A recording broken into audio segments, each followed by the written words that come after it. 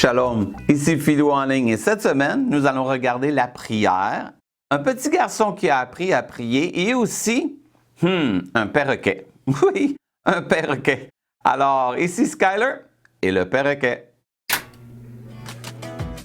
Salut, ici Skyler. Tu es prêt pour un nouvel animal, Lara?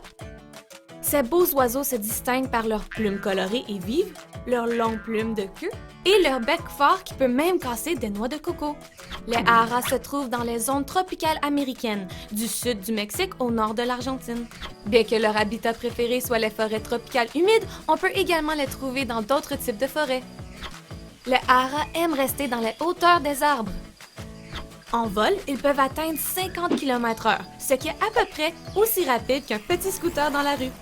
Leur régime alimentaire se compose principalement de graines et de fruits. Il est intéressant de noter que certaines des choses qu'ils mangent sont toxiques, mais les haras ont aucun problème à les manger. Grâce aux graines qu'ils laissent tomber, ils aident en fait les forêts à pousser. Les haras sont des oiseaux sociaux qui vivent généralement en bandes de 30 oiseaux ou plus. Pour communiquer entre eux, ils utilisent des appels ou des cris. Ils peuvent également utiliser les cris pour marquer leur territoire ou pour identifier leurs partenaires. Cela en fait des oiseaux très bruyants. Ces créatures colorées sont également connues pour leur capacité à parler. Pour être précis, ils ne peuvent pas parler. Ils répètent simplement ce qu'ils entendent. Ils peuvent répéter n'importe quel mot humain ou bruit dans leur environnement. La raison pour laquelle ils font cela, c'est qu'ils sont intelligents et sociaux. Les haras aiment interagir avec d'autres perroquets ou humains, donc ils essaient de s'intégrer et de copier ce qu'ils entendent. Les haras sauvages créent et répètent naturellement des sons spécifiques qu'ils entendent de leur famille ou des membres de leur groupe. Mais lorsque les haras sont en captivité, ils interagissent avec les humains et répètent des mots humains. Tu aimerais avoir un hara? Quel mot lui enseignerais-tu? Serait-il ennuyeux de toujours avoir un oiseau qui parle? Bien que tu puisses être fatigué d'entendre un hara chez toi, Dieu ne se fatigue jamais de t'entendre. Comment Dieu t'entend-il? Il t'entend quand tu pries. C'est pourquoi tu peux toujours prier Dieu. La Bible dit « prier sans cesse ». Maintenant, tu peux te demander comment faire pour prier. C'est facile, il suffit de faire comme Lara. Tu répètes les prières que Jésus a faites dans la Bible. C'est comme ça que tu peux apprendre. Ce qui est vraiment important, c'est de toujours parler à Dieu. Tu vois, le perroquet est capable de répéter des mots. Mais nous, dans la prière, c'est dit prier sans cesse. Nous devons aussi apprendre à ne pas arrêter de prier, mais de pouvoir savoir qu'on peut parler à Dieu n'importe quand. Parce que Dieu, notre Papa dans le ciel, veut nous entendre et nous répondre. Et parfois, quand Philou était un enfant, c'est mon papa et ma maman qui m'aidaient à prier. Oui, des fois, je les écoutais puis je répétais ce qu'ils disaient. Ils disaient « Alléluia, Amen, je t'aime Jésus, je t'aime Papa dans le ciel ». Et moi, je répétais, puis à un moment donné, j'ai compris que c'est tout simplement parler avec mon Papa dans le ciel. De tout simplement dire à Dieu ce que j'avais besoin et comment je l'aimais. Alors, c'était simple. Et j'ai appris que je pouvais le faire n'importe où, dehors, dans mon lit. Je pouvais même le faire à l'école, je pouvais le faire dans un terrain de jeu. N'importe quand, on peut prier à Dieu, notre Papa dans le ciel et Jésus. Et il nous écoute et répond. Es-tu prête pour l'histoire? C'est l'histoire vraie d'un petit garçon qui a appris à prier dans son lit. Ici Samuel et Élie.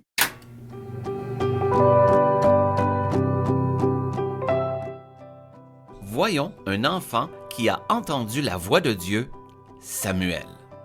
Anne avait prié et demandé à Dieu un bébé. Elle avait promis de donner Samuel à Dieu quand il serait assez grand. Ils l'emmenèrent à Élie, à la maison de l'Éternel. « Samuel peut être votre aide, ont-ils dit. » Samuel était un bon garçon et aimait aider Élie. Une nuit, Samuel était dans son lit. Dieu appela Samuel par son nom. Samuel s'assit et regarda autour de lui. « Élie doit m'appeler, se dit-il. »« Élie, je suis là, dit Samuel. Tu me cherches? »« Non, Samuel, je ne t'ai pas appelé. » Samuel ne savait pas que c'était Dieu qui l'appelait par son nom. Il se coucha dans son lit et Dieu l'appela à nouveau. « Samuel !» Il courut directement vers Élie. Je suis ici, je t'ai entendu m'appeler. » Élie était fatigué et grincheux. « Non, je ne t'ai pas appelé. Va te coucher, dors. Arrête de me réveiller. » Il entendit encore son nom. Alors Élie sut que Dieu appelait Samuel.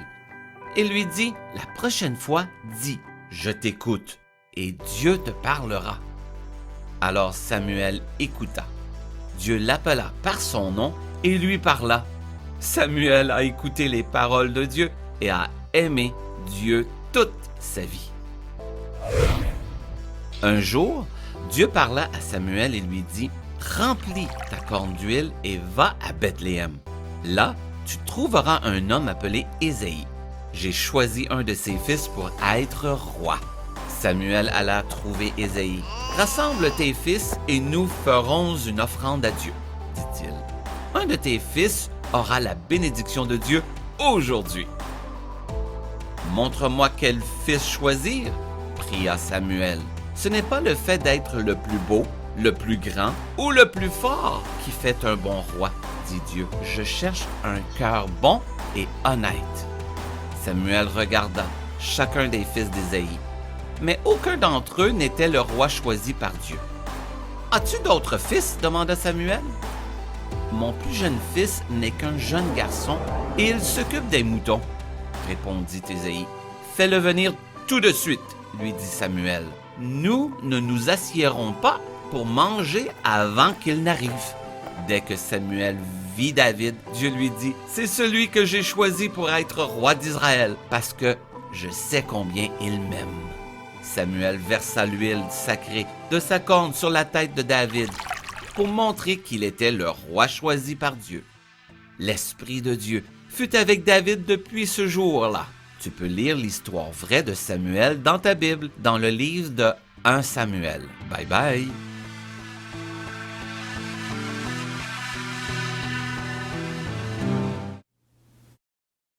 Et oui, Samuel a entendu la voix de Dieu et Élie lui a montré comment prier. Eh oui, et si tu ne sais pas comment prier, écoute ton papa et ta maman. Écoute-les prier et tu vas apprendre toi aussi à prier. Et c'est comme ça que quand on devient grand, on n'a plus besoin de papa et maman. On sait comment prier notre papa dans le ciel. Et il répond. Alors, es-tu prêt pour la mission de la semaine? On l'écoute ensemble. Voici ta mission.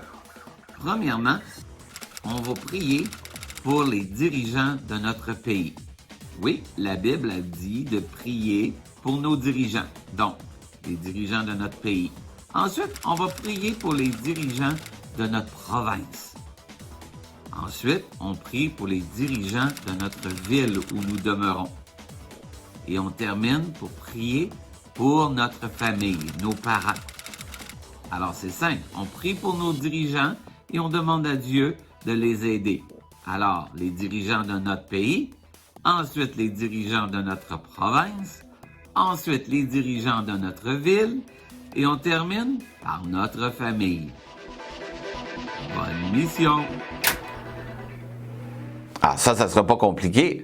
Tout simplement, tu vas commencer à prier pour le pays, le Canada, ou ton pays où tu es, et on va demander à Dieu de bénir puis d'aider notre premier ministre et les ministres qui nous dirigent. Ensuite, on fait notre province, on prie pour notre premier ministre dans la province et les députés, et ensuite, on va prier pour le maire de notre ville, où est-ce qu'on demeure, et les conseillers, et on finit par la famille. C'est très important, la Bible dit de prier pour nos dirigeants. Oui, on doit prier pour tout ce monde-là. Pourquoi? Parce qu'on a besoin de Dieu. Alors, on fait qu'est-ce que la Bible dit dans 1 Thessaloniciens 5, 17, priez sans cesse. Et écoute ton papa et ta maman. Et tu vas voir, ils peuvent t'enseigner à prier. Ah, on peut le faire aussi en chantant. Donc, on va chanter « Oui, prions ». Et c'est Philou en ligne qui te dit « Shalom ».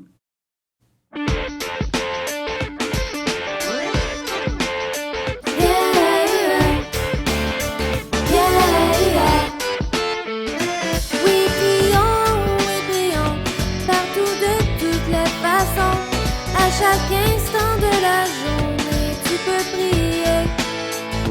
Car ton Père dans le ciel, plein d'amour et si fidèle, il ne veut que t'exaucer, alors prions. Oui, prions, partout de toutes les façons, à chaque instant de la journée, tu peux prier. Car ton Père dans le ciel, plein d'amour et si fidèle, il ne veut que t'exaucer, alors prions. Yeah, yeah, yeah, yeah, yeah, yeah, yeah. Oui, prions, partout de toutes les façons, à chaque instant de la journée, tu peux prier. Car ton Père dans le ciel, plein d'amour et si fidèle, il ne veut que t'exaucer, alors prions. Yeah, yeah, yeah, yeah, yeah, yeah.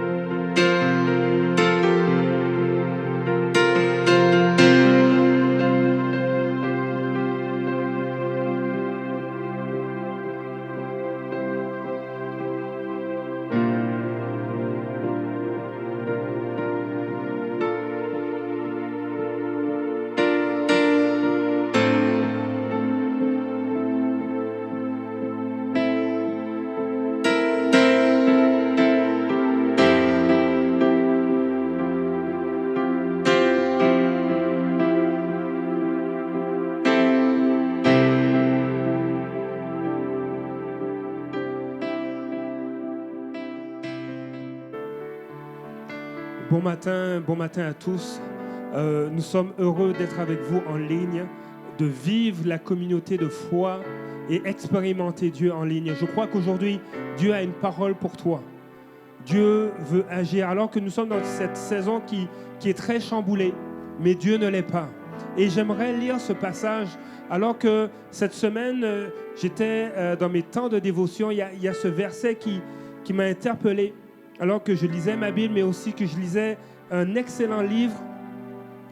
Il est dit ceci, dans Jean chapitre 1 au verset 9, « Cette lumière était la vraie lumière, qui, en venant dans le monde, éclaire tout être humain. » Il y a une autre version, la version Martin, qui va dire ceci, « Cette lumière était la véritable, qui éclaire tout homme venant au monde. » Vous savez, cette lumière, la véritable lumière, c'est Jésus. Et laisse-moi te dire qu'on n'attend pas d'autres lumières, parce que Jésus est la véritable lumière, celle qui a le pouvoir d'éclairer chaque être humain.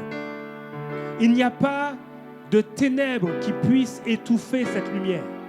Il n'y a pas de situation dans laquelle Christ ne peut pas briller pour nous en sortir. Et j'aime la version Martin parce qu'en conclusion, cette lumière était la véritable qui éclaire tout homme venant au monde. Ça sous-entend que si tu es venu au monde, Jésus est pour toi. Si tu respires, Jésus est pour toi. Alors avec l'équipe de louanges, laisse Jésus briller dans ta situation. Et ensemble, louons et célébrons le Seigneur ce matin. Bonne célébration avec Yamilette et l'équipe du Carrefour des Nations.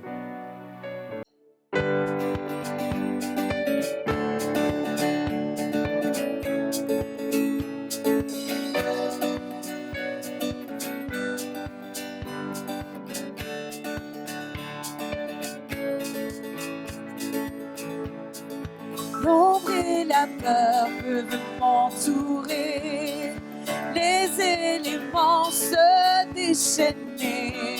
Le Dieu de victoire se bat pour moi, pour me délivrer.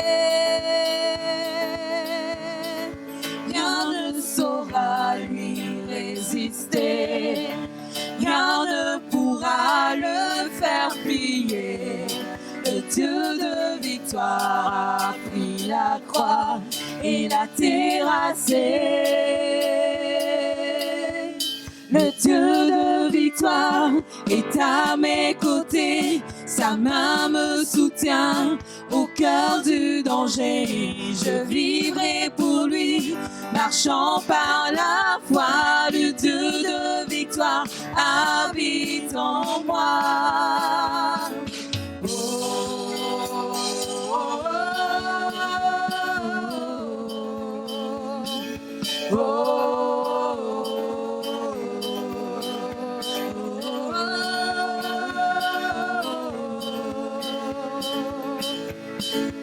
Les océans peuvent s'agiter, leurs vagues sur ma vie se briser.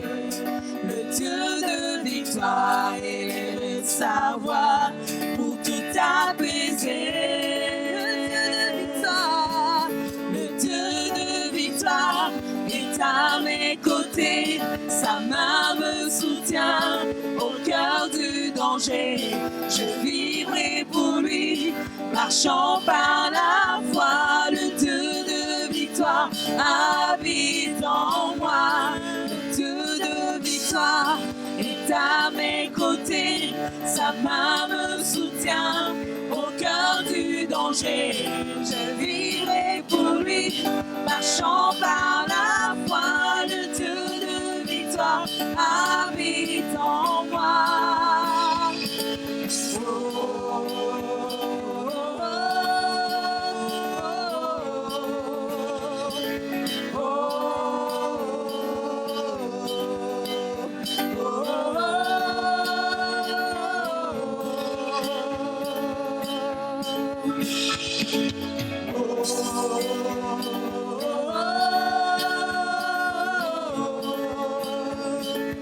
Oh,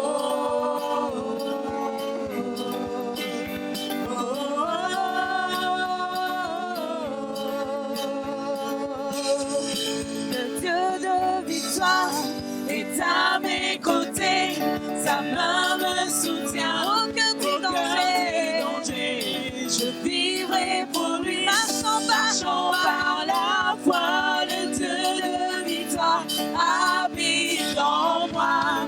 Le Dieu de victoire est à mes côtés, sa main me soutient. Au cœur du danger, je vivrai pour lui. Marchons par la foi, le Dieu de victoire habite en moi. Le Dieu de victoire est à mes côtés, sa main me soutient. Au cœur du danger, je vivrai pour lui. Marchons par la foi, le Dieu de victoire habite en moi.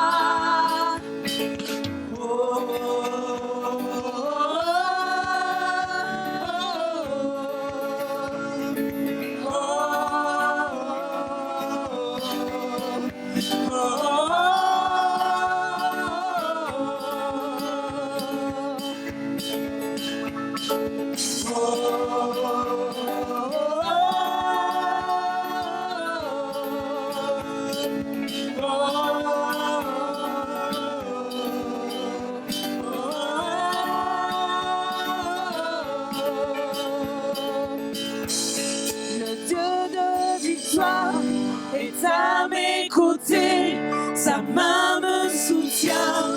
Au cœur du danger, je vivrai pour lui. Marchons par la foi, le Dieu de victoire habite en moi. Le Dieu de victoire est à mes côtés, sa main me soutient.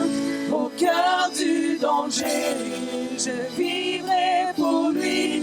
Marchons par la foi, le Dieu de victoire habite en moi. Alléluia, le Dieu de victoire est à mes côtés.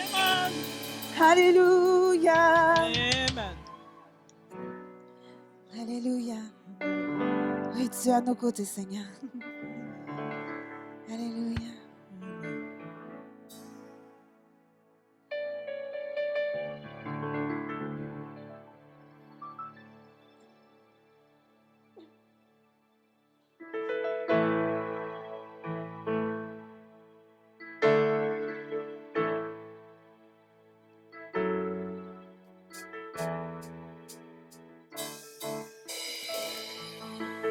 Que le roi de mon cœur soit la montagne où je cours, la fontaine où je bois. Oh, il est mon chant. Que le roi de mon cœur soit à l'ombre où je me cache, la rançon pour ma vie. Oh, il est mon chant. Tu es bon, bon, oh, oh, oh. Tu es bon, bon, oh, oh, oh. Tu es bon, bon, oh, oh, oh. Tu es bon, bon, oh, oh, oh. Que le roi de mon cœur soit le vent dans mes voiles et l'encre dans mes vagues. Oh, il est mon chant. Que le roi de mon cœur soit le feu dans mes veines et l'écho de mes jours. Oh, il est mon chant. Oh, tu es bon, bon, oh, oh, tu es bon, bon, oh, oh, tu es bon, bon, oh, oh,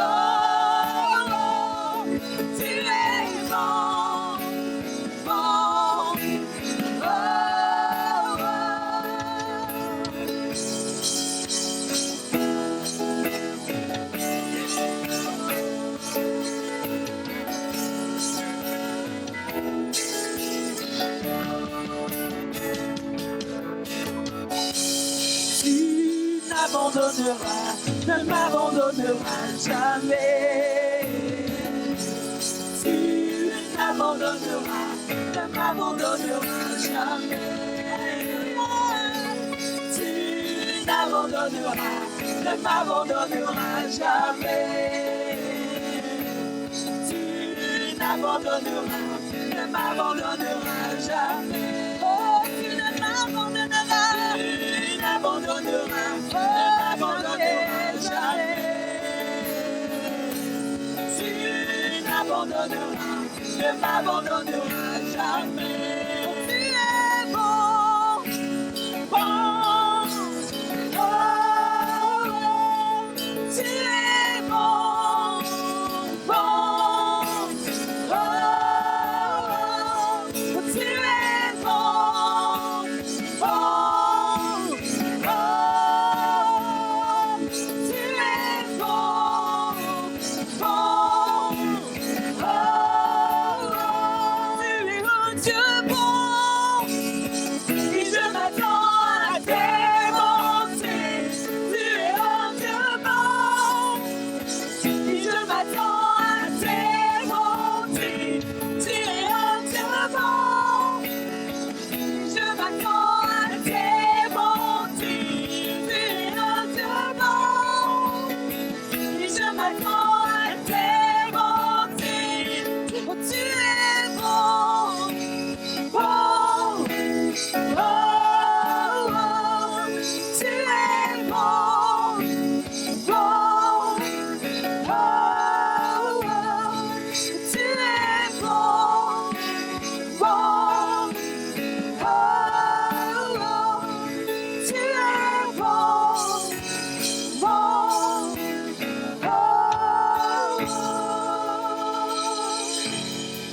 oh, tu es bon, oh, tu es bon, oh oui, tu es bon, en tout temps, oui, tu es bon, oh, tu es bon, oh, tu es bon,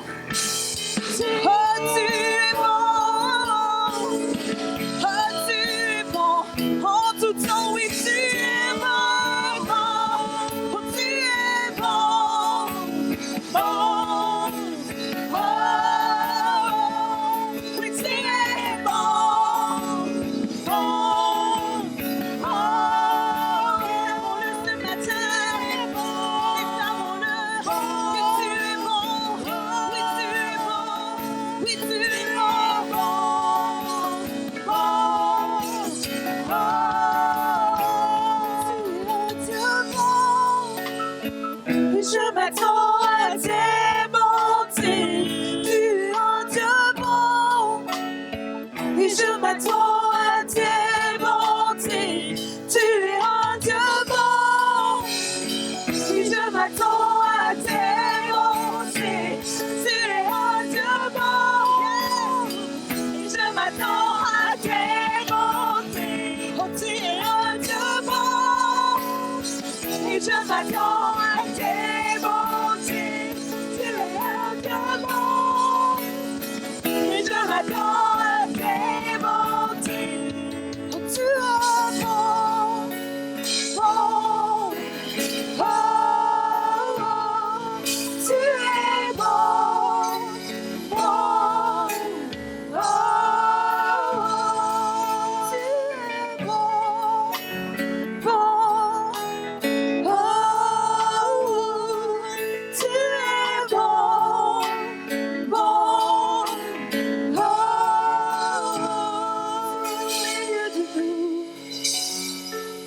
au milieu de nous, peu importe les circonstances, oh, tu es bon, tu es bon pour nous.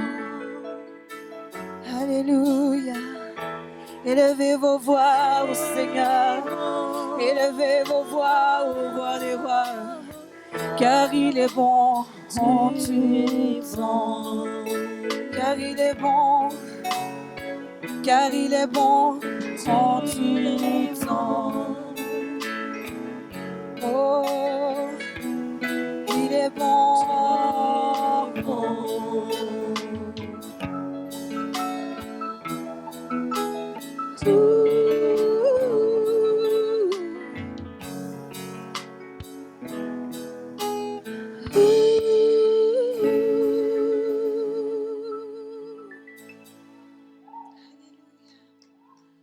Jésus, oh Jésus. Merci Jésus. Et nous allons déclarer aujourd'hui que oui et amen, ces promesses s'accomplissent. Que peu importe les circonstances qu'on peut vivre aujourd'hui, Dieu va accomplir. Dieu va accomplir ses promesses. Alléluia. Je dis oui et amen. Que tout ce qui a été déclaré dans les cieux prend place sur terre. Père de bonté, tu m'as donné grâce. Tu m'as sorti des ténèbres, tu m'as rempli de ta paix. Miséricordieux, tu es ton Jésus. Je peux que te louer. Fidèle, tu es. Yes! Fidèle, à jamais tu seras. Fidèle, tu es. Toutes tes promesses. Toutes tes promesses sont oui, amen. Toutes tes promesses sont oui, amen. Sauveur, tu m'as ramené près de toi. Tu m'as sorti des ténèbres, tu as coupé toutes mes chaînes. Rédempteur béni, tu tous les captifs, je peux que te louer. Fidèle, tu es. Yes, fidèle, à jamais tu seras. Fidèle, tu es. Toutes tes promesses sont oui, amen. Toutes tes promesses sont oui, amen. Je m'appuie sur toutes tes promesses. J'ai confiance en ta fidélité. Je m'appuie sur toutes tes promesses. J'ai confiance en ta fidélité. Fidèle, tu es. Fidèle, à jamais tu seras. Fidèle, tu es. Toutes tes promesses sont oui, amen. Toutes tes promesses sont oui, amen. Je suis allé contre l'ennemi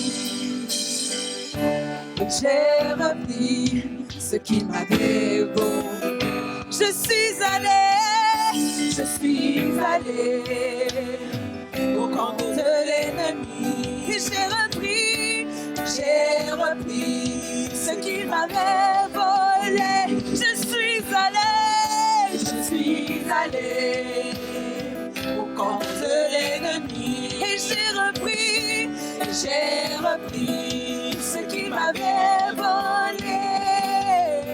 Je suis allé au camp de l'ennemi. J'ai repris ce qu'il m'avait volé. Fidèle, fidèle, tu es. Fidèle, à jamais tu seras. Fidèle, tu es.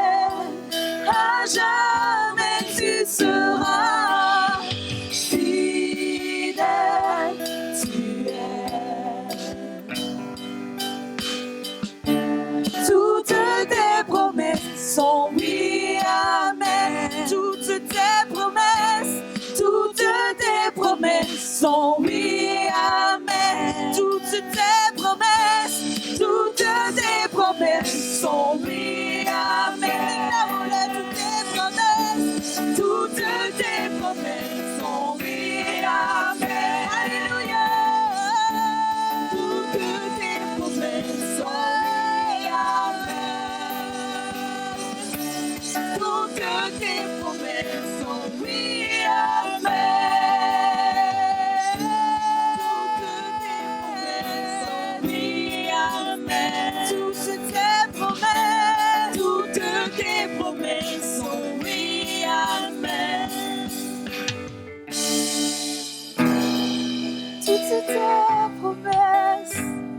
Toutes tes promesses sont oui, amen. Dans ma vie, dans nos vies, toutes tes promesses sont oui, amen. Sont oui, amen.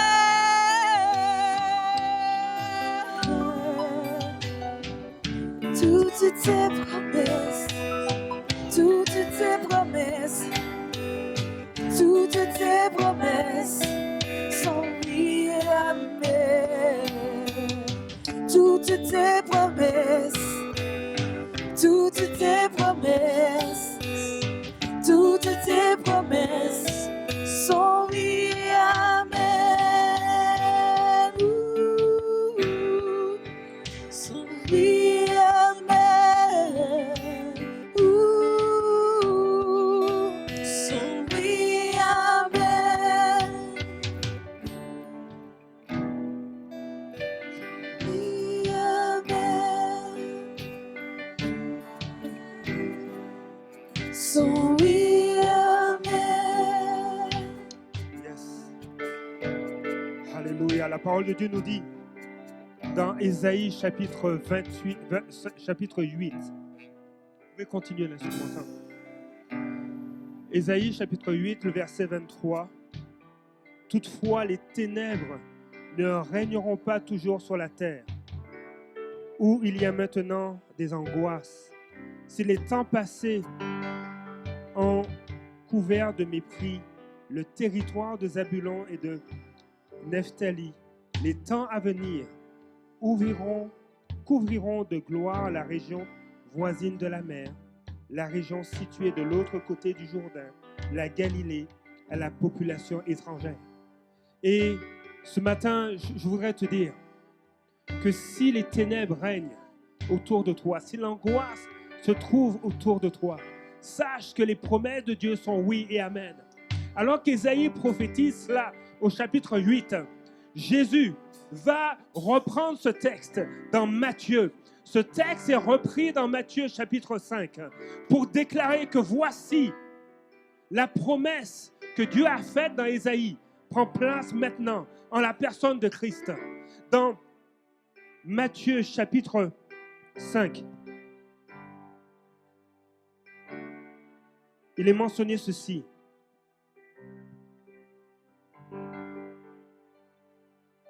Lorsque Jésus apprit que Jean avait été arrêté, Jésus se retira en Galilée.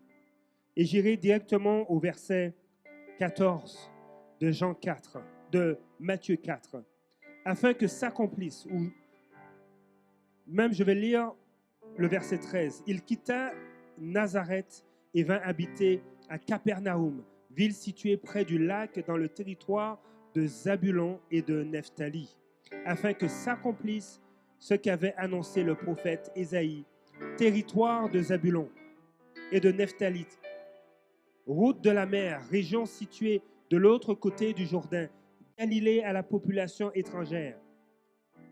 Le peuple assis dans les ténèbres a vu une grande lumière, et sur ceux qui se trouvaient dans le pays de l'ombre de la mort, une lumière s'est levée.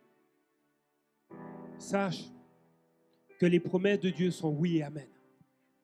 Les promesses de Dieu sont oui et amen. Nous n'attendons pas une autre lumière que Jésus-Christ. Nous n'attendons pas une autre lumière que la véritable lumière qui est Jésus-Christ. Et ce matin, laisse-moi te dire, si tu attends une lumière, si tu attends un éclaircissement, si tu attends un temps dégagé, cela n'est possible qu'en Jésus-Christ. Même maintenant, ton ciel peut être dégagé. Même maintenant, les circonstances peuvent changer. Nous voulons saisir ce moment. Nous voulons saisir ce temps pour simplement que tu puisses prendre ce qui est ténébreux, ce qui t'angoisse et le donner à Christ, car il est la véritable lumière. Oui, ses promesses sont oui et amen. Dans le nom de Jésus, dans le nom de Jésus, j'ordonne à l'angoisse qui saisit ton cœur de quitter. Dans le nom de Jésus, ce qui te fait trembler se tait maintenant. Cela se tait pour laisser place à la voix de Dieu qui parle. Alors que l'équipe de louange avec Yamilette va reprendre son refrain, laisse la voix de Dieu faire tomber, ébranler ce qui t'angoisse. Parce qu'il est, Jésus est la lumière qu'on attend. Et elle est venue.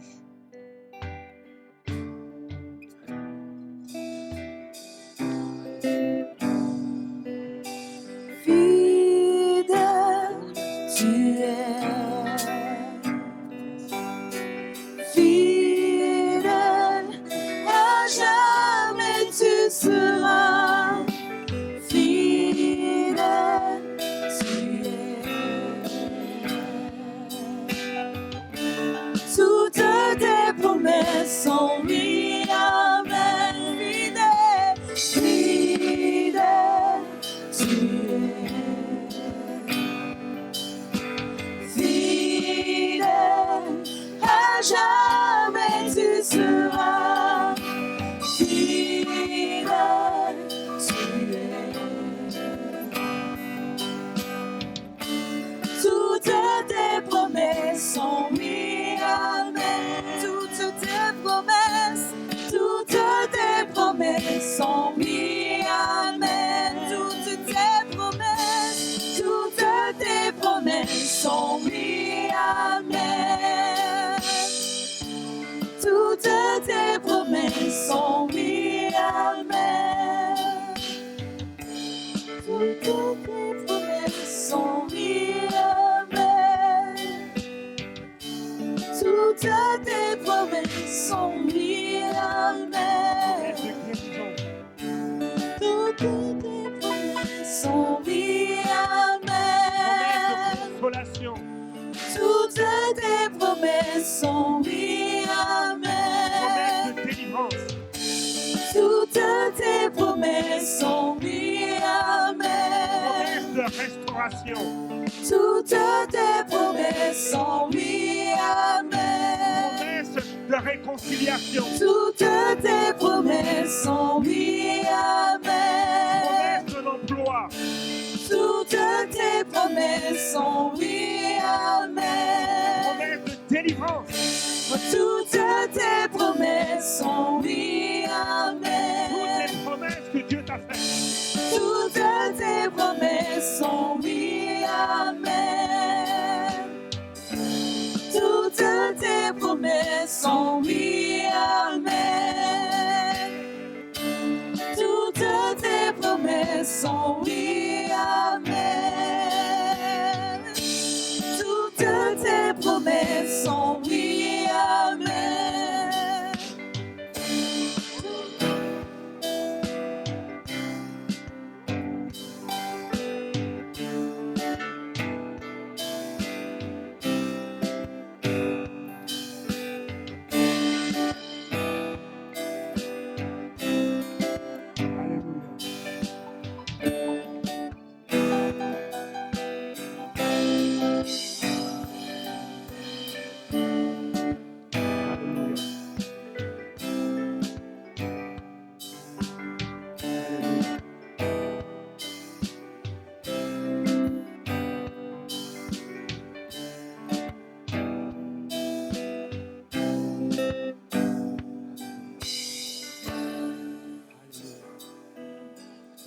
Il y a cet espoir en Christ. Il y a cet espoir en Christ que seul lui peut nous accorder. Et Jésus est vraiment la lumière qu'on peut attendre. Elle est déjà manifestée. Jésus est venu et il est là près de toi. Jésus est celui qui restaure, qui relève. Viens à lui. Dans ces temps dans cette saison dans laquelle nous sommes, tu as besoin de la véritable lumière. Viens à Jésus. Là où tu es, tu peux lui parler. Dans la situation ou la condition où tu te trouves, tu peux lui parler parce qu'il t'entend et il veut intervenir. Alléluia. Ceci termine notre temps de louange ce matin. Et dans quelques instants, je vais vous présenter nos invités pour ce culte aujourd'hui. Alors reste avec nous. Soyez bénis dans le nom du Seigneur.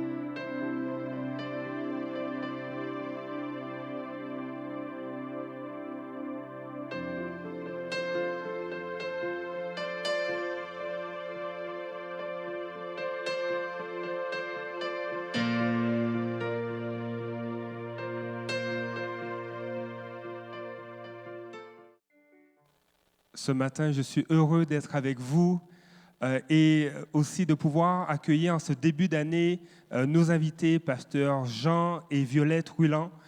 Ils ont été pasteurs au Carrefour des Nations pendant 20 ans et je crois qu'en ce début d'année 2021, il est nécessaire d'honorer des hommes et des femmes qui nous ont précédés, comme il est écrit dans la parole de Dieu. Et alors que je veux vous les présenter, je vais lire un texte et leur permettre de me rejoindre sur le stage.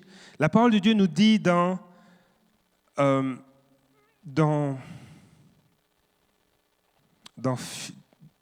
Philippiens 2, 29, effectivement. Accueillez-le dans le Seigneur avec une joie entière, honorez de telles personnes. Et nous voulons, alors que Paul parlait de collaborateurs, d'un collaborateur qui était avec lui, nous voulons honorer ce matin un homme et une femme de Dieu qui ont été une bénédiction pendant toutes ces années au Carrefour des Nations. Donc, vous pouvez me rejoindre.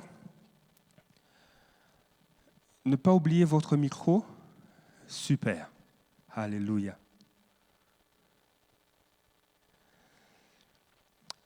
C'est vraiment... C'est une bénédiction de les connaître, de les côtoyer. Aujourd'hui, c'était la première fois que je rencontrais notre sœur. Et on a eu un temps de prière avant le culte et on ne voulait pas arrêter. En tout cas, moi, je ne voulais pas arrêter. Mais je crois que c'est vraiment une marque d'un couple qui aime la présence de Dieu. Et ce matin, nous désirons prier pour vous. Nous désirons vous honorer. Le mot qui fait allusion à honorer en grec, c'est de fixer une valeur. Et Dieu a fixé une valeur vous concernant. Vous êtes précieux à ses yeux, oui, en tant que serviteur, mais aussi en tant que fille et fils de Dieu. Et ce matin, toute la famille du Carrefour des Nations veut vous honorer. Et nous allons prier pour vous, mais aussi je veux vous inviter, alors que vous êtes en ligne, si vous avez à cœur de les bénir, parce que aussi honorer, c'est un pas de foi, c'est une action. Si vous avez à cœur de les bénir, vous pouvez, à travers les différentes plateformes, que ce soit PayPal, que ce soit les paiements de factures par vos institutions financières, faire un don à ce couple parce que nous voulons les bénir. Les bénir, nous sommes reconnaissants pour ceux qu'ils ont semé tout au long de ces années au Carrefour des Nations, les luttes que vous avez menées pour la gloire de Dieu en obéissance au Seigneur. Et j'aimerais prier pour vous et ensuite laisser toute la place à ce merveilleux couple. Seigneur, ce matin, je veux te dire merci. Seigneur, merci, Père, pour Pasteur Jean, pour Pasteur Violette, pour ce fils et cette fille de Dieu. Seigneur, je déclare dans le nom de Jésus et toute la communauté de foi s'associe à moi pour déclarer ta faveur sur leur vie. Seigneur, ils sont des pères et des mères pour plusieurs. Et Seigneur, je te prie de les garder, de les fortifier, de les bénir. Seigneur, la course est encore longue, mais Seigneur, je sais qu'ils la termineront comme Paul et ils recevront la couronne de gloire. Mais alors que cette course est encore devant eux, Seigneur, je te dis merci pour les dons, les grâces que tu communiques à travers eux au corps de Christ, que tu communiques à travers eux à l'Église, mais aussi aux hommes et aux femmes qui les côtoient. Et Seigneur, ce matin, nous les bénissons. Nous déclarons ta grâce et ta faveur. Seigneur Père, tu les as plantés comme des arbres près d'un courant d'eau. Et leur feuillage reste vert. Leur feuillage reste vert et Seigneur, ils portent du fruit en leur saison. Et Seigneur, merci pour les fruits qu'ils portent. Je me réjouis pour qui ils sont. Seigneur, merci Père, parce que tu déploies tes faveurs, tu déploies tes grâces sur tes enfants. Et j'ai prié dans le nom de Jésus. Amen. Alors vraiment, c'est une joie de vous avoir avec nous. Nous sommes en ce moment en première, mais je sais que Dieu a déposé tant dans votre cœur, donc je ne veux pas être plus long, mais je vais vous laisser toute la place. Donc bienvenue, bon retour dans la maison que vous connaissez depuis si longtemps. Je vous laisse toute la place.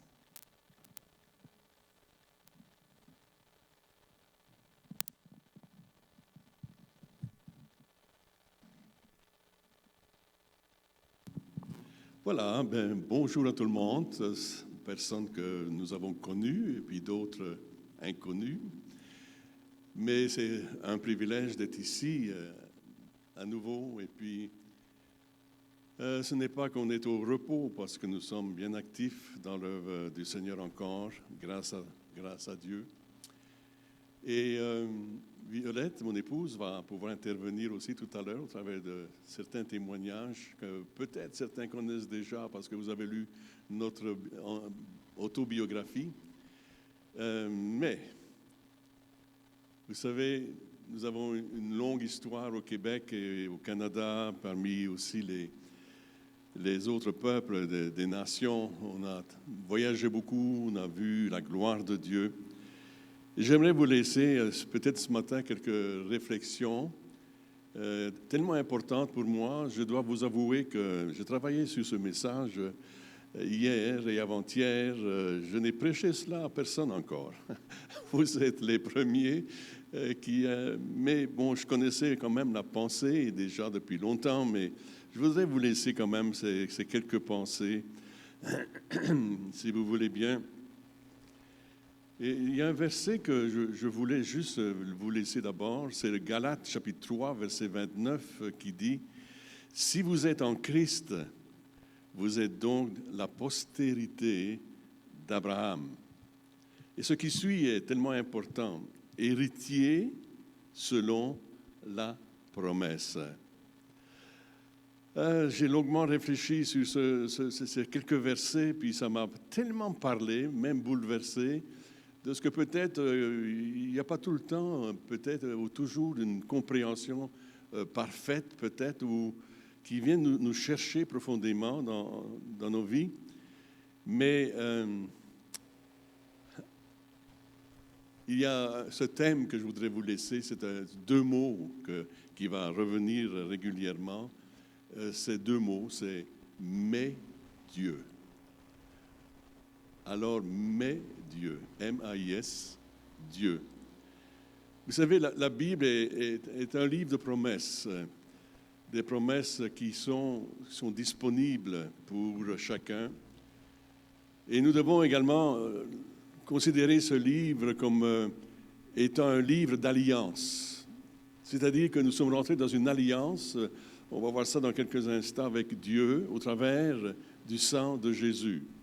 Il y a une alliance qui est claire et qui est établie. Et dans cette alliance, il y a des promesses. Et c'est ce qui nous a suivis, mon épouse et moi, durant toutes ces années de ministère, c'est-à-dire 45 années de ministère, au service du Seigneur au Québec et parmi les nations. Et ce sont les promesses que nous avons reçues de Dieu qui nous ont suivis et dont nous nous sommes emparés également pour nos propres vies personnelles, familiales, conjugales et aussi au niveau du ministère. Alors, je considère, j'espère que vous aussi, que la Bible est réellement un livre de promesses. J'aimerais que vous puissiez comprendre et bien comprendre cela. Dieu est un Dieu de promesses. Et ce qu'il dit et ce qu'il promet, il l'accomplit. Alors, béni soit Dieu pour cela, n'est-ce pas? C'est aussi, au travers des promesses du Seigneur, des promesses de conquête, des promesses de victoire. La victoire en Christ, la victoire au travers justement ces promesses, mais aussi de l'alliance que nous avons fait avec lui, avec Dieu, au travers de Jésus. Et s'il y a des victoires, ben, il y a des défaites. Alors, j'écrivais cela tout à l'heure, je dis, tiens, c'est vrai, s'il y a des victoires, il y a aussi dans la Bible des défaites. Maintenant, savez-vous qui est celui qui vit la défaite? Est-ce que c'est vous, cher enfant de Dieu? Non.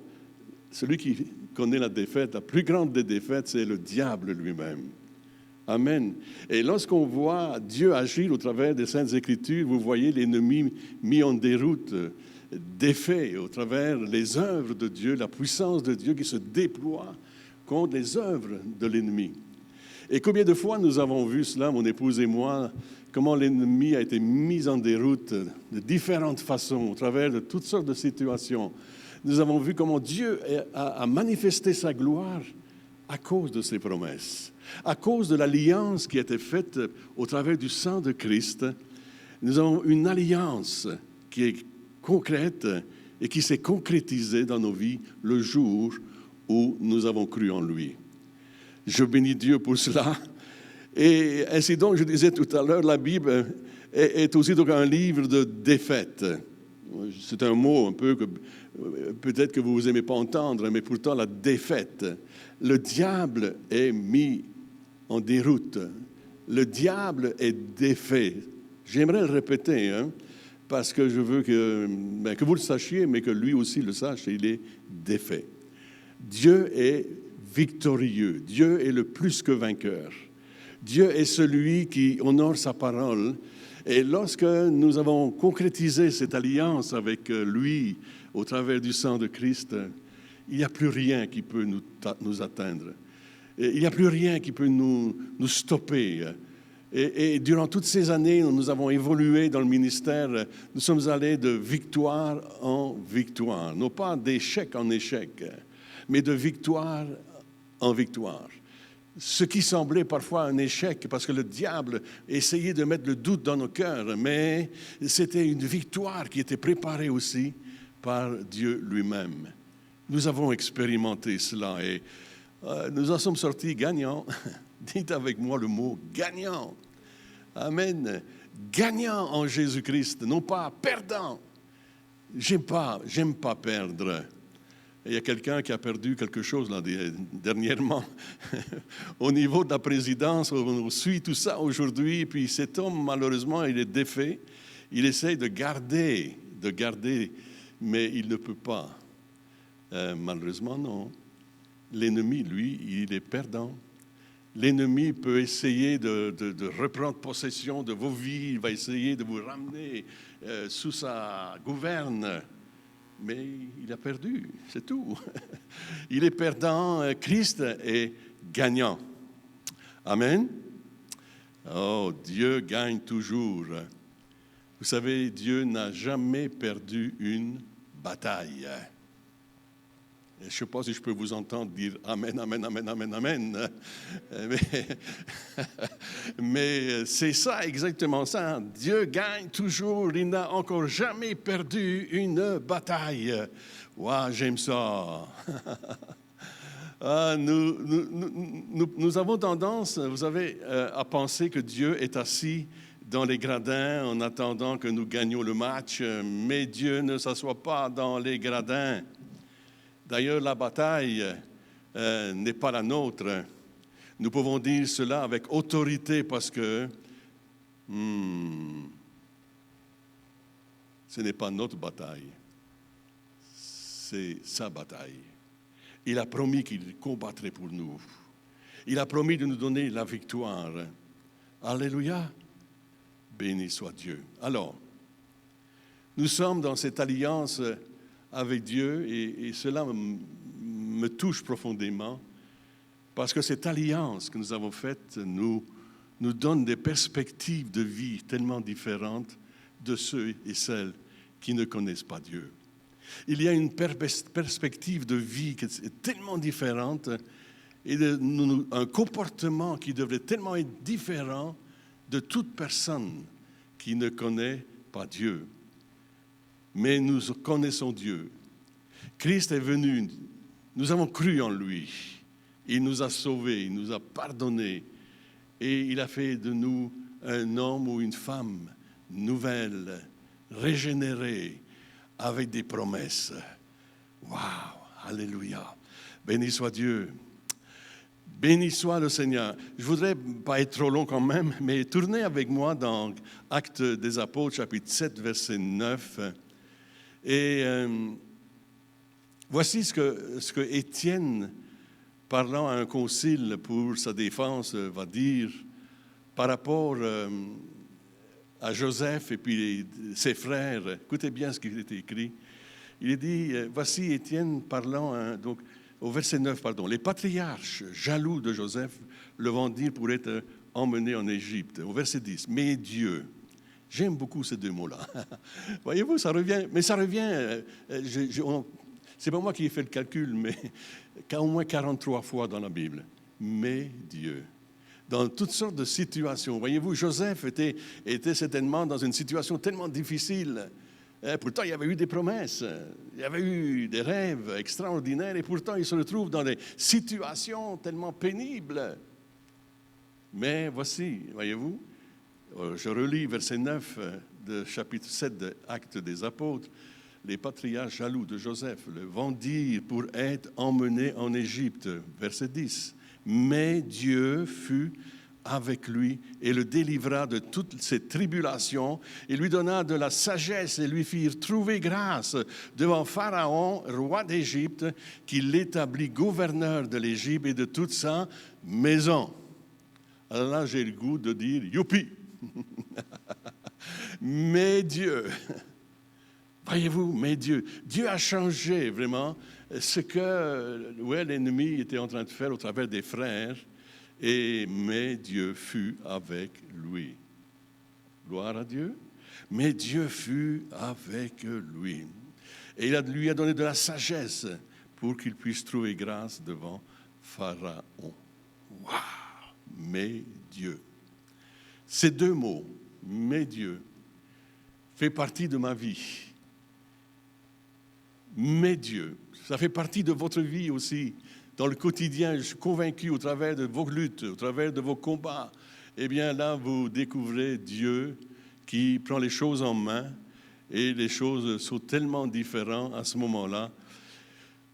Mais Dieu, autrement dit, Dieu met un point final à une situation. Mais Dieu, l'ennemi a essayé de peut-être vous détruire, vous déstabiliser, enlever votre foi, enlever votre confiance peut-être, créer le doute dans vos cœurs. Mais Dieu vient au secours de votre difficulté, de votre misère. Et puis là, les choses sont et deviennent tellement différentes. Mais Dieu, c'est difficile de parfois prêcher quand il n'y a pas une foule, parce qu'on aimerait entendre. Mais sans doute, c'est ça qui se passe chez vous. Vous dites aussi, mais Dieu! Il y a un écho qui va jusque chez vous. Mais Dieu est intervenu. Dieu a fait ceci, Dieu a fait cela. Dieu m'a guéri, Dieu m'a changé, Dieu m'a transformé. Ah, une sœur quand même là-bas. Tiens, il y a une dame dans la salle qui crie. Wow, merci. Oh, alléluia. Mais Dieu dit, wow, mais Dieu. Est-ce que vous connaissez Dieu? Bonne question, hein? Wow. Est-ce que vous connaissez Dieu? Vous savez, chaque fois que le diable vient à vous avec un mensonge, que vous n'allez pouvoir pas faire ceci ou cela, rappelez-vous que vous êtes en alliance supérieure avec le Dieu Tout-Puissant.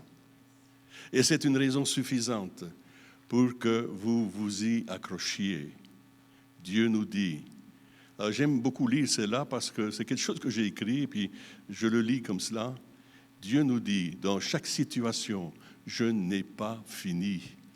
Je me souviens dans une situation vécue, qui semblait être sans issue. Et tout à coup, quelqu'un nous dit, je me souviens d'une situation tellement terrible, c'était vraiment sans issue, d'apparence. Mais pourtant, Dieu nous a dit, j'ai pas fini. Au travers de la bouche d'une personne qui était présente, cette personne nous a dit, Dieu n'a pas fini. Et effectivement, Dieu n'avait pas fini avec nous. Et Dieu a changé les circonstances qui nous est devenu propice pour un mouvement plus grand de Dieu dans nos vies et dans l'Église. Alors le diable essaye de vous dire qu'il y a toujours un certain pouvoir sur vous. Ah, vous ne pourrez pas vous en sortir, mais pourtant non, vous n'appartenez plus à Satan, mais vous appartenez à Christ, au Dieu vivant. Amen. Et qui vous a sorti de l'Égypte, qui vous a sorti de l'esclavage donc. Non, le diable dit que vous êtes malade. Eh, tu es malade, hein? Mais la parole de Dieu dit, c'est par ces meurtrissures que tu as été guéri. Amen. Vous savez, le diable, il dit des choses, hein? Il me dit des choses à moi aussi. Le diable dit que vous êtes vaincu. Hello. Mais Dieu dit, vous êtes plus que vainqueurs. Les promesses du Seigneur. Vous vous souvenez, au début, on a dit ça. L'alliance faite au travers du sang de Christ et toutes les promesses qui s'y rattachent. Le diable dit que vous ne pouvez rien faire, mais Dieu dit que vous pouvez tout faire par celui, Christ, Jésus, celui qui vous fortifie. Ah, oh oui, il y en a encore. Hein. Le diable dit que vous n'avez rien et que vous n'aurez jamais rien. Mais Dieu dit qu'il pourvoira à tous vos besoins selon sa richesse avec gloire. Ah, le menteur, hein? Hey, là. Est-ce que ça vous est déjà arrivé qu'ils viennent vous souffler toutes sortes de paroles à vos oreilles? Mais il y a la parole de Dieu, un peu comme Jésus a fait lorsqu'il fut tenté dans le désert. Il avait toujours la réplique. Ouais, le diable dit, mais Dieu dit, oh là là, et Dieu est plus fort, n'est-ce pas? Le diable dit qu'il vous donnera tellement de problèmes et de maux de tête que vous allez abandonner. J'ai envie de crier, chou! Non! Au contraire, Dieu nous dit, toute arme forgée contre toi sera sans effet. Et toute langue qui s'élèvera en justice contre toi, tu la condamneras. Tel est l'héritage des serviteurs de l'Éternel. Tel est le salut qui leur viendra de moi, dit l'Éternel. Mes amis, ça nous a suivis toute notre vie, durant toutes ces 45 années de ministère. Les promesses de Dieu qui se rattachaient à chaque conflit, à chaque combat, à chaque situation, qui se rattachent à des choses au travers desquelles nous vivons, traversons aujourd'hui. Christ est plus que vainqueur. Alors l'ennemi vous dit, vous n'êtes pas vraiment sauvés. Voyons, Corinthiens chapitre 6, verset 11 dit cependant, mais vous avez été lavés, mais vous avez été sanctifiés, mais vous avez été justifiés au nom du Seigneur Jésus et par l'Esprit de notre Dieu. Waouh! Êtes-vous sauvés? Avez-vous reçu Christ dans votre vie? En êtes-vous heureux de cela? Oh, gloire à Dieu. On continue. Alors, pourquoi pouvons-nous revendiquer une part de cet héritage reçu à la conversion? Vous vous souvenez, on en a parlé. Parce que vous êtes donc un enfant de l'alliance de Dieu au travers de Jésus-Christ. Donc, vous êtes héritier, co-héritier, et déjà vous bénéficiez des promesses de Dieu, de certaines garanties de vie dans sa gloire et dans sa présence. Le monde essaiera de vous faire croire que le diable est puissant. Et c'est vrai, hein? Quand on regarde un peu autour de nous et nous voyons un peu ces œuvres, ah là là là, des œuvres de ténèbres, mes dieux sont les deux mots qui leur donnent de tordre toute cette hargne, détruire vraiment cette volonté de l'ennemi de vous déstabiliser. L'une des plus grandes histoires d'un homme, j'ai lu juste ce matin d'ailleurs, j'ai dit, c'est incroyable, extraordinaire. Cet homme, c'est Jonathan, le fils de Saül. Et ils étaient en guerre, vous vous souvenez sans doute, contre les Philistins. Et à un certain moment, ils ont fait le calcul un tout petit peu de l'armée qui était là devant eux. Et il y avait 30 000 chars, 6 000 cavaliers, et puis autant de soldats à pied, que l'Écriture dit même, ils étaient comme du sable dans le désert. Waouh, ils sont là devant cette situation. Et lorsque l'armée de Saül a vu à quel point ils étaient en infériorité numérique, ben, tout ce qu'ils ont fait demi-tour, et puis ils se sont sauvés. Il est resté 600 hommes. Avec ces 600 hommes, évidemment, pouvait-on battre une armée aussi puissante que l'armée des Philistins? C'était impensable. Mais lorsqu'on regarde un peu la réaction de Jonathan, la réaction qu'il a eue, et puis lorsqu'on lit un tout petit peu l'histoire, vous dites « Waouh, quel homme extraordinaire, Jonathan! Quelle foi, quelle fougue! » Il revoit devant ses yeux l'impossibilité lui aussi, mais il prend son homme qui prenait les armes, et puis il le prend avec lui, le porteur d'armes, et il dit « Nous allons gagner. » Ils sont deux. Réfléchissez. Ils sont deux. Contre toute une armée, l'armée de Saül a pris une débarque, comme on dit, et puis ils se sont enfouis parce qu'il en est resté 600, on l'a dit, mais quand même, tu ne peux rien faire avec ça. Mais encore ici, encore moins, juste 2 hommes, le porteur d'armes, et puis Jonathan lui-même. Et pourtant, waouh! Quand on lit cette histoire, on regarde tout ça, puis on voit comment Dieu est intervenu d'une façon magistrale à cause de Jonathan. Mais Dieu qui avait une alliance avec lui, Dieu qui avait des promesses, et Jonathan a cru. Saül lui-même a essayé d'utiliser des moyens humains comme l'arche. On va porter l'arche, et puis c'est l'arche qui va nous secourir, ou bien on va faire des sacrifices. Il les a fait lui-même, les sacrifices, et il n'avait même pas le droit de faire des sacrifices. Oh là là! Jusqu'au moment où Jonathan lui dit non, j'ai fait une alliance. Et j'ai une alliance avec mon Dieu. Et c'est lui qui va combattre pour nous. C'est lui qui va triompher. C'est lui qui va gagner la bataille. Amen. Et nous sommes là-dedans, mes amis, frères et sœurs. Nous sommes dans un combat. Et sans doute que ceux qui sont contre nous sont plus nombreux d'apparence. Tous ces gens qui sont contre l'Évangile, tous ces gens qui ne croient pas en Dieu, qui ne croient pas dans ce merveilleux Seigneur, tous ceux qui font la guerre aux chrétiens aujourd'hui, qui les tuent, les décapitent même. Vous avez entendu ça? Alors qu'on les met dans les églises et puis on met le feu même.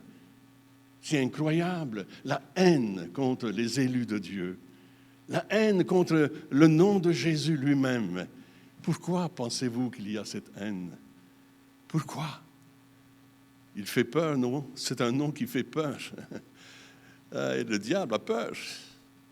Mais il n'est pas le plus fort, vous le savez, n'est-ce pas? Ah oui, moi je le sais en tout cas. Et puis finalement, vous savez ce qui est arrivé dans toute cette histoire, parce que je ne veux pas être trop long non plus, parce qu'il y a mon épouse qui veut parler aussi.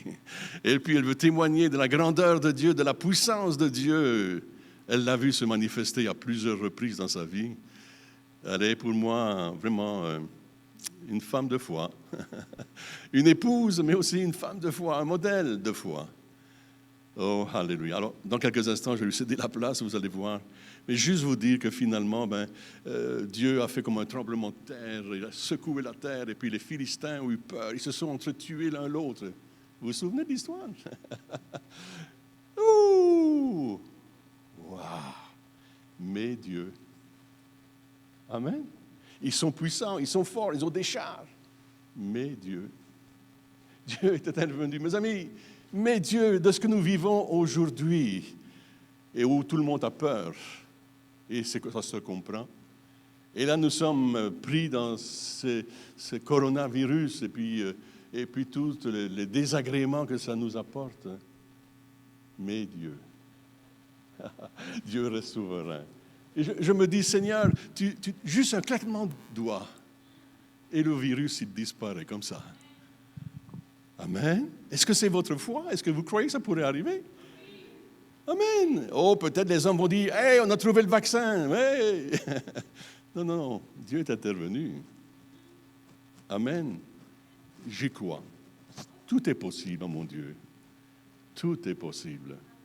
Amen. Oh, alors voilà.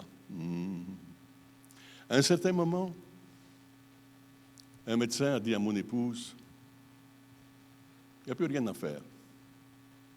On vous renvoie chez vous, vous mourrez ici. Et c'est ça qu'elle va vous raconter. Alors je vais lui céder la place.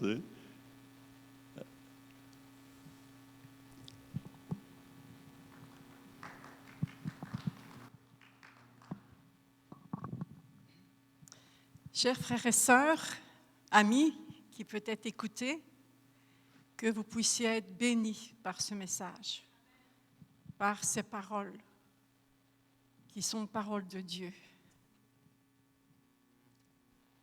Quand nous étions en train de construire un bâtiment pour accueillir l'Église, à un certain moment, j'ai été amenée à aller vers le sous-sol où on était en train de pouvoir construire les escaliers. Les planches étaient mises, mais ce n'était pas fignolé. Alors, il y avait des morceaux de bois qui passaient au bout, il y avait des clous d'acier de 3,5. Pour ceux qui travaillent un peu dans la construction, ils savent ce que c'est. Moi, j'ai travaillé, c'est pour ça que je le sais. Et j'ai été amenée d'aller dans cet escalier. Et alors que j'ai ouvert la porte, je me suis dirigée sur le palier pour prendre le premier escalier. Puis là, j'ai été comme bloquée. Je ne pouvais plus avancer ni reculer. Je me dis, qu'est-ce qui se passe? Et juste à ce moment-là, j'ai senti en arrière de moi 2 mains qui sont venues et qui ont attrapé mes chevilles, mes 2 chevilles. Et ça s'est fait tellement rapidement. J'ai été complètement levée par en avant et levée jusqu'au plafond.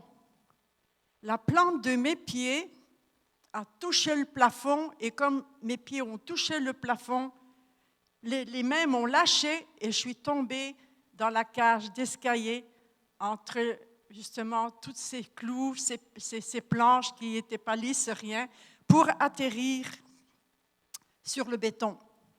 À peu près une hauteur, si je vois le plafond et où j'ai atterri sur le béton, c'est plus ou moins 2 étages. Et bien sûr, quand j'ai vu que je touchais le plafond avec les semelles de mes chaussures, j'ai crié « Jésus, Jésus !» Mais après c'était fini, j'ai été comme sonnée et quelque temps, je ne sais pas combien de temps, je suis restée là, à terre, écrasée sur le plancher de béton. Je me suis plus ou moins revenue à moi parce que je faisais une pas mal forte commotion cérébrale. Et j'avais ma tête mon menton était sur ma poitrine, ma tête était donc pliée et elle était en dessous du premier escalier. À ce moment-là, j'entendais de loin des voix qui assez fortement disaient « Elle est morte, elle est morte, elle est morte, elle est morte, c'est pas vrai, c'est pas possible, elle est morte. » Et en même temps, j'ai entendu juste à côté de ma tête quelqu'un qui riait. Quelqu'un était là et riait. Alors, j'ai essayé de bouger comme je pouvais pour retirer ma tête.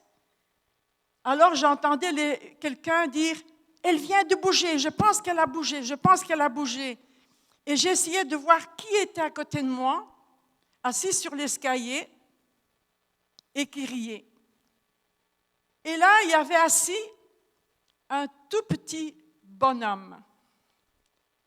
Et quand je l'ai regardé, il m'a dit, « Tu connais Johnny ?» Je ne sais pas si plusieurs de vous connaissaient l'histoire de Johnny, une professionnelle qui faisait du plongeon. Elle a plongé, elle a eu le cou brisé, elle était complètement paralysée, elle ne pouvait plus rien faire. Il me dit, « Tu connais Johnny, tu vas être pire, tu seras pire que Johnny. Tu as fini, c'est terminé pour toi. » Et à ce moment-là,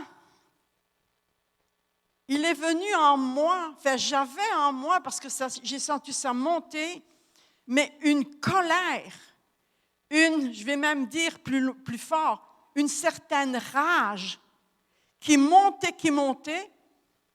Puis là, je disais, non, c'est faux, c'est pas fini, je n'ai pas fini, Dieu n'a pas fini. Et j'ai essayé de remonter ma tête et de mettre mon menton sur le premier escalier. Mais là, j'avais mes bras qui étaient complètement retournés à l'envers. Je ne voyais pas l'état dans lequel j'étais, mais j'ai essayé de bouger mon bras avec vraiment de grosses douleurs et de difficultés. J'ai réussi à mettre mes mains sur le premier escalier, puis en levant mes yeux, j'ai vu qu'il y avait des personnes qui étaient là, qui c'était des frères et sœurs qui m'aidaient aussi dans ce qu'on était en train de faire dans la construction. Et là, ils ont dit, mais elle est vivante, elle est vivante. Alors, il y en a un qui a commencé à plus ou moins descendre les escaliers. Puis j'ai dit, viens m'aider pour me remonter, je veux que tu me remontes. Alors, il est venu, il dit, mais pasteur, comment tu veux qu'on te remonte? Tu ne vois pas dans quel état tu es, mais on ne peut pas te remonter. Comme ça, j'ai dit, au nom de Jésus, tu me remontes. J'ai dit, prends mes poignets, tire sur mes poignets et remonte-moi l'escalier. Alors, il a attrapé mes 2 poignets, il a tiré sur mes bras et sur le ventre, il m'a remonté sur le ventre tous les escaliers jusqu'en haut. Arrivé en haut, ils avaient mis une chaise pour m'asseoir. Je vous passe beaucoup de détails parce que ce serait trop long de tout vous dire. Alors, ils m'ont dit, bien, écoutez, là, on va appeler l'ambulance, on va vous conduire à l'hôpital. J'ai dit, non. J'ai dit, non, je ne vais pas à l'hôpital. Ce soir, je prêche. Le soir, c'était un mercredi et c'est moi qui devais prêcher. J'ai dit, écoutez, ne dites rien à mon mari était à la maison. J'ai dit, ne dites rien à mon mari, je vais rentrer chez nous, je vais prendre une douche et je me prépare pour la réunion de ce soir. Alors, il y avait un frère, un chrétien qui était là, il me dit, mais pasteur Violette, écoute, tu ne vois pas dans quel état tu es. Tu ne pourras jamais faire ce que tu dis. J'ai dit, oui, je vais le faire. Il dit, non, il faut vraiment appeler l'ambulance. Alors, j'ai dit, non, pas d'ambulance. Je ne veux pas l'ambulance dans le cours de l'église. Il me dit, mais pourquoi? Tu n'as pas le choix, c'est en ambulance que tu dois partir. J'ai dit, je ne veux pas l'ambulance parce que je ne veux pas qu'il y ait un mauvais témoignage dans l'église alors qu'elle n'est même pas encore terminée d'être construite. J'ai dit, il n'y aura pas de mauvais témoignage. Je refuse l'ambulance. Il dit, mais au moins, il faut aller à l'hôpital. J'ai dit, OK, je vais à l'hôpital. Il dit, non, moi, je te conduis. Tu vas on me met dans la voiture, puis alors je me suis retrouvée à l'hôpital. J'ai attendu pas mal de temps dans la salle d'attente. Puis quand ils sont venus me chercher, ils m'ont mis sur une civière, tout ça. Puis ce que j'avais sur le corps, on ne le voyait pas. Parce qu'étant donné que je travaillais à la construction, j'avais des jeans, j'avais un pull qu'on appelait seconde peau avec un col roulé, avec des longues manches, on ne voyait pas, on ne voyait rien. Puis, quand ils m'ont mis sur la civière, ils m'ont conduit. Et arrivé là, ils m'ont dit, ben, on doit enlever vos linges, mais comment on va faire, on ne sait pas. Alors, il dit, écoutez, on va couper vos linges. Alors, ils ont coupé les linges tout autour de moi, comme ça. Puis, ils m'ont levé les linges comme ça, la moitié. Et donc, il est resté la moitié de mon linge sur la civière, puis le reste, ils m'ont mis un drap. Mais quand ils ont vu dans quel état que j'étais, je n'avais pas encore conscience de ce que j'étais en train de vivre. Alors, les infirmières étaient là, elles parlaient, puis elles sont parties, elles revenaient. Puis, pour couper court, à un moment donné, les médecins sont arrivés. Et les médecins, ils ont regardé, ils sont sortis. Presque tout de suite, en me voyant, je voyais qu'il y avait quelque chose qui n'y allait pas. Ils sont sortis, ils sont revenus avec d'autres médecins et les infirmières sont revenues. Puis, il y a un médecin qui s'est mis en face de moi, au pied de mon lit. Et il m'a dit, vous savez, madame, est-ce que vous avez déclaré votre accident? Est-ce qu'on a pu arrêter le chauffeur du truck?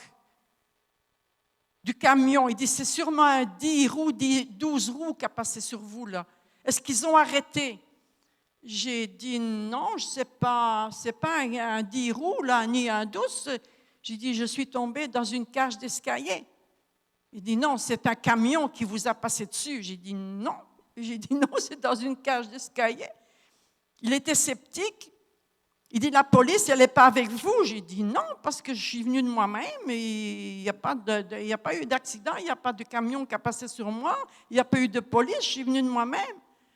Alors, il m'a regardé, il m'a dit, non, vraiment. Et il m'a dit, écoutez, on a parlé de, rien qu'à vous voir, on connaît votre situation. Il dit, votre état est très grave. Il dit, on ne peut absolument rien faire pour vous. Il dit, nous pensons que vous avez la colonne cervicale qui est disloquée et même brisée à certaines places. Il dit, vous avez le côté droit qui est tout brisé. Vos clavicules sont brisées.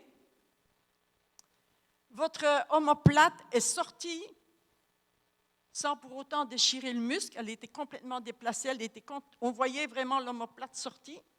J'avais mon bras comme ça, puis dans cette situation-là. Et il me dit, écoutez, il dit, vous faites une hémorragie interne qu'on n'est pas capable d'arrêter parce que vous ne le voyez pas, étant donné que vous ne pouvez pas bouger votre tête, mais tout le côté droit n'est qu'une poche de sang. Vous avez le muscle de votre bras droit, ici, qui est complètement déchiré. Il dit, vous avez des problèmes aux côtes, mais on ne peut rien faire parce que si on vous met même quelque chose, si on essaierait de mettre quelque chose pour votre côte et votre colonne, il dit, on ne pourrait pas parce qu'avec l'hémorragie interne, on activerait votre mort à cause de vos poumons. On ne peut pas. Alors, on ne peut absolument rien faire pour vous. Il m'a dit, je vais vous poser une question, prenez le temps de réfléchir et donnez-nous la réponse. Alors, il m'a regardé et il m'a dit, écoutez, est-ce que vous désirez mourir ici à l'hôpital ou mourir chez vous avec les vôtres? Je l'ai regardé avec un sourire.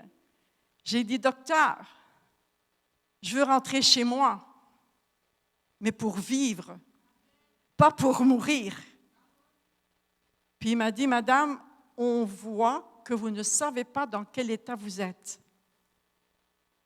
Vous mourrez ici ou vous mourrez à la maison?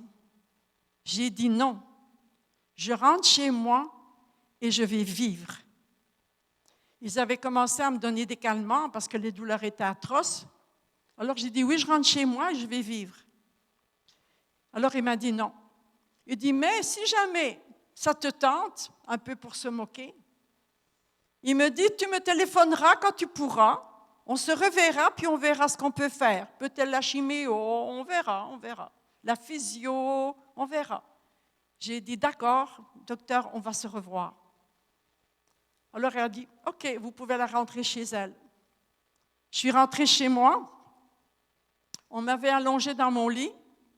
Je suis restée là juste, je ne sais pas si je suis restée là trois jours, allongée dans mon lit, ne pouvant plus bouger. Ma tête était complètement bloquée. Je ne pouvais pas la tourner ni d'un bord ni de l'autre, juste rester comme ça devant, la tête juste à regarder devant moi. Je ne pouvais pas bouger mes membres, tout était bloqué. Et à un moment donné, je pense au bout de 3 jours, j'ai appelé mon mari et mes 2 filles, parce que nous avons 2 filles, elles sont merveilleuses. Et je les ai appelées, j'ai dit, je vais m'asseoir dans le fauteuil. Mon mari me dit, ben Violette, tu sais, je veux dire, tu ne peux pas t'asseoir dans le fauteuil, tu es raide comme un morceau de bois, tu ne peux pas bouger, rien. J'ai dit, au nom de Jésus, tu me lèves. J'ai dit, au nom de Jésus, tu me lèves et je vais m'asseoir dans le fauteuil. J'ai dit, si tu ne le fais pas, j'ai dit, ben, je vais essayer de me donner un coup, de me jeter par terre, puis je vais ramper jusqu'au fauteuil. Alors, il a essayé de me lever avec les 2 filles. J'étais m'asseoir dans le fauteuil. Et c'est là que je suis restée sans aucun soin. Médicalement, il ne pouvait rien faire. Le temps a passé. À un moment donné, le temps aussi passe. Pour couper court, j'ai été un peu faire de la physio. Ça ne marchait pas, mais je priais. Et Dieu lui-même, à un moment donné, j'ai dit, Seigneur, c'est entre nous 2 que ça se passe. J'ai dit, je vais compter jusqu'à 3, Seigneur, et au bout de 3, tu vas déplier mon bras. Tu vas le déplier toi-même, parce qu'il voulait m'opérer, rebriser mes os pour remettre mon bras le long du corps. J'ai dit, non, il n'y a pas question. J'ai dit, Seigneur, c'est toi qui vas le faire. Alors, je me suis arrêtée au milieu de mon salon. Mon mari n'était pas là. J'avais une chrétienne qui était venue m'aider. Elle faisait le ménage au sous-sol. Et j'ai dit, bon, Seigneur, on y va. À 3, tu débloques mon bras. Alors, je dis, OK, Seigneur, on y va. Alors, j'ai compté. J'avais ma main comme ça, toute paralysée. J'ai dit, OK. Alors, j'ai compté 1, 2, à toi, Seigneur, 3. Et au moment où j'ai dit ça, j'ai senti, vous savez, un engrenage comme une montre, là. Ça s'engraine, là. Vous savez, ça s'emboîte. J'ai senti ça dans mon bras. Tac, tac, tac, tac, tac. Et mon bras est tombé. J'ai crié, je louais Dieu, pas crier de douleur parce que j'avais pas mal, mais j'ai loué Dieu, j'ai crié après le Seigneur, je louais. La sœur est remontée, elle dit, Père, qu'est-ce qui se passe? Qu'est-ce qui se passe? J'ai dit, regarde. Elle dit, qu'est-ce qu'il y a eu? C'était Dieu. Et là, je finis parce que mon mari doit finir son message. Dieu m'a restaurée complètement. Je suis retournée voir les médecins et quand il m'a vue, il m'a dit, c'est impossible. J'ai dit oui. J'ai dit, je crois en Dieu. Et c'est Dieu qui a fait le travail, pas moi. Il dit, moi non plus, je n'ai rien fait. Je lui ai témoigné, je lui ai offert une Bible. Et j'ai pu à nouveau retourner à l'église, prêcher sa parole, puis lever surtout mes mains pour le louer. Que Dieu soit béni.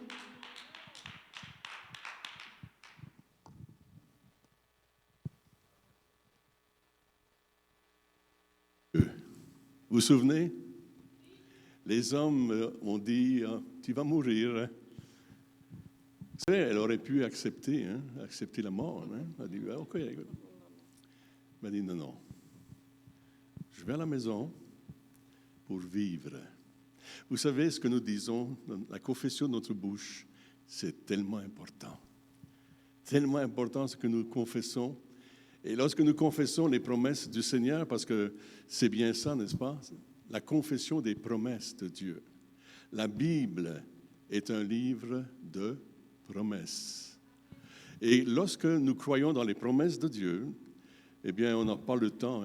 Il y avait un autre témoignage que j'aurais voulu qu'elle donne, parce qu'il y en a des témoignages incroyables de puissance. Et au travers où les hommes sont négatifs ou disant ouais, c'est impossible. Mais Dieu dit tout est possible. Tout est possible à celui qui croit. Je ne sais pas qui nous écoute actuellement et qui regarde ce culte. Et peut-être qu'à la maison, il y a des personnes qui souffrent dans leur corps. Ils vivent des situations difficiles. Mais vous avez entendu le témoignage, mais aussi cette alliance qui a été faite entre vous et Dieu au travers du sang de Christ. Et au travers de cette alliance, Dieu est pour vous et Dieu est avec vous. Et non seulement ça, Emmanuel, Dieu en nous et avec nous. Alors, tout est possible pour vous ici, ce matin. Vous pouvez voir la grandeur de Dieu, la puissance de Dieu. Nous l'avons vu durant ces 45 années de ministère et bien avant, parce qu'il faudrait quasiment retourner à la naissance. Et comment Dieu avait des plans tellement grands et puis majestueux pour nous, nous avons dû tout simplement suivre ce que lui nous disait de faire, et Dieu a accompli une œuvre puissante et grande. Mes amis, je ne vais pas prendre plus de temps parce que je sais que ça va vite. Hein?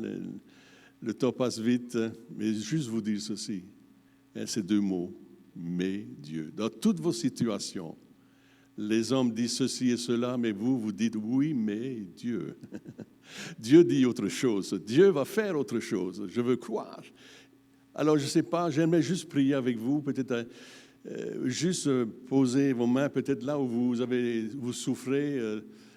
Et puis, j'aimerais faire une prière de foi avec vous. Seigneur, mon Dieu, mon Père, il y a tellement de choses que nous aurions pu dire ici ce matin. Et cette parole que j'ai reçue pour l'Église, mais Dieu. Peut-être que quelqu'un, Seigneur, qui nous écoute, vit des situations tellement difficiles, de maladie, de souffrance, peut-être familiale, conjugale, les affaires peut-être même qui ne vont pas bien, mais Dieu, oui, même si les situations sont là, nous savons qu'à toi tout est possible. Seigneur, que cette foi qui transporte les montagnes puisse permettre de voir des miracles. Ce matin, de voir la puissance et la grandeur de Dieu se manifester dans les vies, dans les corps, dans les familles, dans les situations multiples. Seigneur Dieu, tu es tout puissant. Tu es tout puissant et tu es agissant. Et tu agis parmi nous, même s'il y a ce coronavirus, même si nous sommes peut-être freinés au travers de tout ça, mais notre foi doit rester intacte, Seigneur. Fortifie notre foi et permets-nous vraiment de voir au travers cela ta puissance et ta grandeur. Que ton nom soit béni, Père. Seigneur, que vraiment ce dimanche soit un dimanche glorieux pour tous ceux qui auront écouté et entendu ce témoignage et ce message. Seigneur, glorifie-toi au travers de tes enfants, au travers de ton peuple. Donne le courage de persévérer et de rester fidèle au travers de ce combat, comme nous l'avons entendu, qui n'est pas le nôtre, qui est ton combat, Seigneur, c'est ta bataille. Et tu as dit que tu vaincrais. Alors, Seigneur, nous le croyons, nous sommes plus que vainqueurs au travers de toi, au travers du nom de Jésus. Que ton saint nom soit béni, Père, dans le nom de Jésus. Amen. Allez, je vais vous entendre tout le monde à la maison. Amen, amen, amen, amen. Amen. Je prends souvent l'exemple de l'Église où on avait tous ces chers amis africains surtout. Ils disaient amen, amen, amen, amen, amen, amen. Alors, gloire à Dieu. Que Dieu vous bénisse tous. Je vous aime, mon épouse aussi. Et peut-être à une autre fois pour un autre témoignage. Que Dieu vous bénisse. Merci, pasteur.